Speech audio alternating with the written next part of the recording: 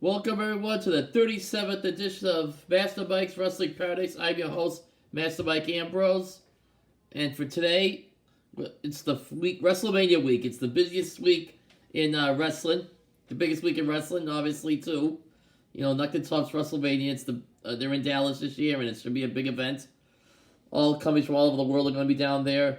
I'm not there right now, but I'll be watching WrestleMania from my home here in the great state of Massachusetts. Saturday and Sunday on Peacock, so should be fun. On Friday, I'll do a full WrestleMania review. No, not review, sorry. Do a WrestleMania preview and Stand Deliver preview on Friday night as well. Before SmackDown comes on in Hall of Fame, so we'll see it. We'll talk about that then. But now let's talk about Raw. It was the final Raw before Mania, and obviously, big thing was Seth Rollins is finally on the card. He was always going to be on the card, so no surprise there. And the thing is, who's his opponent? It's going to be wrestling Mr. McMahon's hand-picked opponent, and all roads, no pun intended, lead to Cody Rhodes as the opponent for Seth Rollins. And Cody Rhodes, looks like he did the right decision because it looks like AEW, they've been having issues with payroll. There's stuff going on there, and I don't know. It looks like Cody Rhodes. I guess he just wanted out. He wanted out of AEW. Wanted to come back to WWE. Let's see what he does. He had great success on the indie scene, AEW, and Ring of Honor. So, gonna be an interesting couple months with Cody. NXT 2.0. Oh, also on Raw we had the build between Brock Lesnar and Roman Reigns. They had two interview segments. Actually, if you go by the ratings, they were like the highest rated of the segments. Rated of the night, especially the Roman Reigns one. It was something to hear. This is the third time Reigns and Lesnar are going to be fighting at WrestleMania. The first one was WrestleMania 31, then he wrestled at WrestleMania 34. Lesnar won those two, and now it's obviously winner take all. Reigns and Lesnar for the third time at WrestleMania, winner take all. Reigns defending the Universal title, and Lesnar defending the WWE title. I looked at the new belt. If you see online circulating, there's like a new belt that they're doing for the champions, because I guess they're going to unify him as of right now, it looks like. Yeah, not too much else going on last night. I noticed the United States and the Intercontinental title aren't defended at WrestleMania this year, which is kind of, usually they're defended, but this year not. Okay, let's see what else we're at here. NXT 2.0 last night had a good show. And I thought, for what it was, I thought it was a really good show. We had a lot of build to Stand Deliver with Braun Breaker challenging Dolph Ziggler for the NXT title. Oh, speaking of Braun Breaker, some good news. Good WWE Hall of Fame news. The Steiner brothers, with Braun Breaker's father Rick Steiner and his uncle Scott again. And they're one of my favorite tag teams of all time, let me tell you. They'd be on my top three, maybe my Mount Rushmore of top three even tag teams of all time. They were quite a see. You want to go on YouTube or watch Peacock or anything and see those matches. They were ahead of their time. The move they were doing, the athleticism, they had amateur wrestler power, speed, you name it. They were as good as anybody I saw in the late 80s, early 90s. One of the best tag teams I've ever seen. And so, we're going to have North American title ladder match. Carmelo Hayes defending against defending against Sano Escobar, Solo Sikoa, Grayson Waller, and after last night, Cameron Grimes won a triple threat match against A-Kid and Roderick Strong. We also had build to the four-way women's match, where Mandy Rose is going to defend against not only Cora Jade, she's going to defend against Io Shirai and Kaylee Ray. And it looks like the other two members of Toxic Attraction, Gigi Dolan and JC Jane, are going to fight Russell Dakota Kai and Raquel Gonzalez, who actually reunited last night. They had been feuding for at odds for a year, so now they're reunited and going to challenge for the tag team titles. I heard quite a few names from NXT and rumored to be brought up to the main roster. And after Mania, we'll see, because usually on Monday and Friday for SmackDown, they usually debut new people, so we should see by then what happens. Overall, it was a good SmackDown. Like I said, we had, I'll say, that match with Ivy Nile and Tiffany Stratton, which was good, real good. Ivy Nile looks like she's on the fast track to get be in the title scene for NXT Women's title shot. And Tiffany Stratton's got a lot of potential as well, so we got a lot of good stuff there.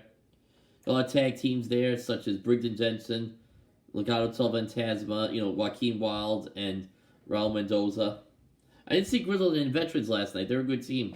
I don't know if they're getting called up or not. Well, it looks like LA Knight could be getting called up. He's fighting Gunther this weekend, which should be a good match. We have the triple threat with Creed's Imperium defending against the Creed brothers and MSK. Like I said, I'll talk about that when we get to Stand on the next show, which will preview Stand and Deliver as well as WrestleMania. Speaking of WrestleMania, memories of WrestleMania. Obviously, I saw the first two. Rented because where I lived, we had the one. It was years ago in the 80s, like 86.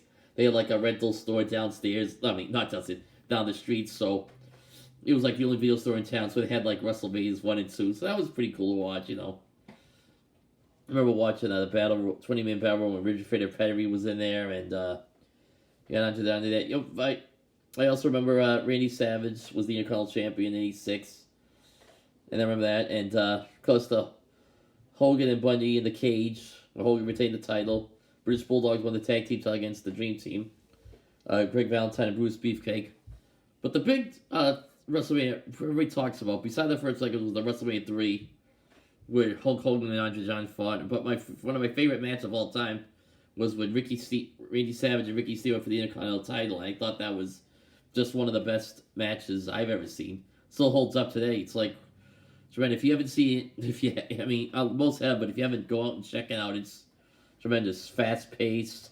And at the time of WWF, it was kind of like seen as like a standout. Really stand out because they didn't really have many guys that could work like great matches. It was mostly like a character-driven company. Although Randy Savage was a great character, obviously he was a memorable character and he could do anything, but he could perform as well, which made him good. He was probably the best. Savage was probably the best all-around guy they had back then in '87 or so. I mean, there were times too, like the Hart Foundation, the Bulldogs always had good matches there. You always had, there was a lot of guys that could have a good match depending on who they would be working with. But it was mostly like large life characters, which, like I said, Randy Savage was a large life character. Like guys like Hogan and stuff like that. So yeah, it's one match to check out. Also, like the Shawn Michaels, we just saw him last time. The late Scott Hall, Razor Ramon, and Shawn Michaels' live match from WrestleMania 10, and that was a hell of a match. Obviously, one of the best. Like I said, it was another hell of a match. Another match I just watched over the week. I watched two during the rise of Stone Cold Steve Austin from WrestleMania 13 with Bret Hart, the No Holds Barred match, which probably was the turning point match for WWF in the war with WCW. Kicked off the Attitude Era, and they won a year later. They didn't win the reigns right away. It took a year.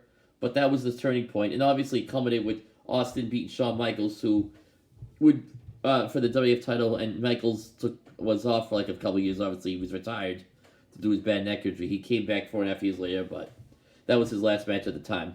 Thank God it wasn't, because the guy had great matches when he came back. Another great match he had years later was against Kurt Angle at WrestleMania 21. That was just an awesome match. And with Chris Jericho. And Undertaker, he had a lot of great WrestleMania matches, obviously.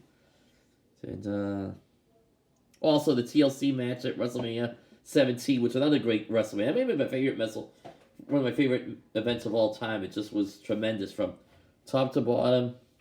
Austin Rock was there right there with their height, and the TLC 2 match. The Hardys, Dudleys, Edgy Christian. That was like the last hurrah of the Attitude Era. After that, it's what kind of changed. Of course, Austin turned heel the night, which we won't get into because I don't think that heel turn turned out good for the company long for a short period of time. He got better. I mean, for companies, the WWE was kind of lean for a while, but they ended up getting back on track and stuff like that.